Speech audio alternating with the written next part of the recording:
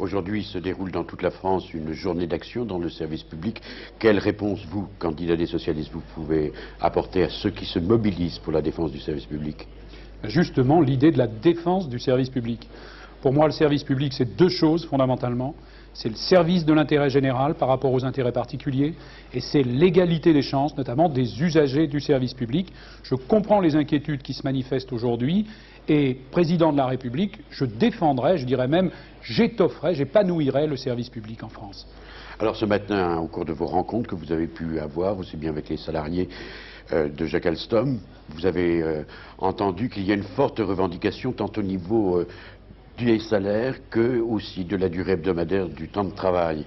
Là encore, vous prenez des engagements précis? Oui. Il y a une exigence de dignité, il y a une exigence de justice qui existe partout dans le pays et aussi chez les salariés. Et il est clair que les salariés ont fait des efforts pendant ces années pour redresser notre économie. Ils doivent avoir leur part de la croissance, c'est-à-dire une augmentation maîtrisée des salaires. D'autre part, si on veut créer des emplois, il faut naturellement développer la consommation, développer les entreprises, créer des emplois par des grands programmes de création d'emplois. Ce sont mes propositions. Mais il faut aussi diminuer la durée du travail. Je propose une première étape à 37 heures en 97, mais pour aller plus loin ensuite. Certains vous ont dit ce matin que 37 heures, c'était pas assez, qu'il fallait aller tout de suite à 35 heures. On peut dire ça, mais il faut tenir compte aussi de la réalité et de la santé des entreprises. Une étude vient de paraître dans un journal économique hier montrant que 37 heures, c'était 200 000 emplois chaque année en 96 et 97. Ça n'est pas rien. Et il s'agit d'aller plus loin, mais il faut laisser le temps à la négociation de permettre que ces diminutions de temps de travail soient absorbées par d'autres formes d'organisation des entreprises de façon à ce que celles-ci ne soient pas pénalisées.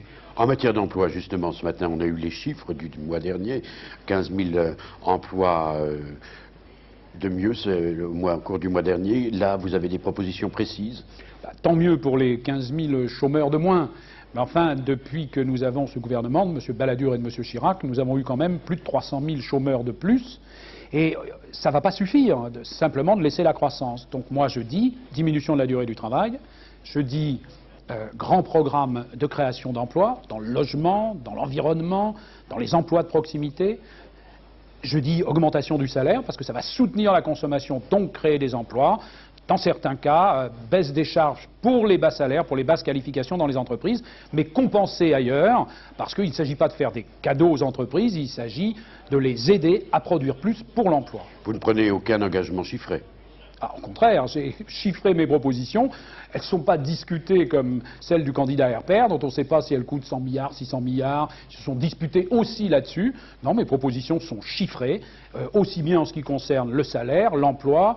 Enfin, l'emploi, plus exactement, le salaire, ça va dépendre de la discussion entre les partenaires sociaux, que par exemple le logement social.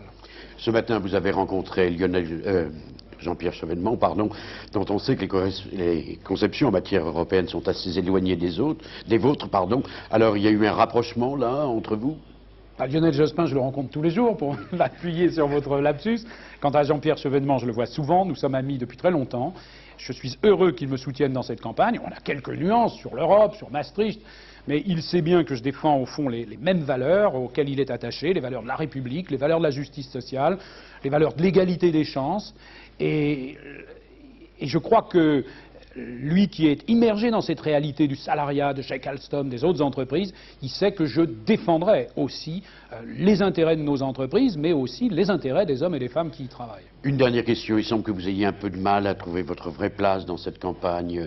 Cela tient au duel Chirac-Balladur? Moi, j'ai aucun mal pour trouver une place qui est celle d'abord d'un homme de progrès, d'un homme qui veut rassembler, d'un homme qui fait des propositions au pays. Simplement, je constate qu'une partie des observateurs sont fascinés par une querelle de personnes, par l'histoire d'une trahison finalement entre deux hommes qui viennent du même parti et qui essayent de transformer l'élection présidentielle française en une espèce de primaire au sein du RPR.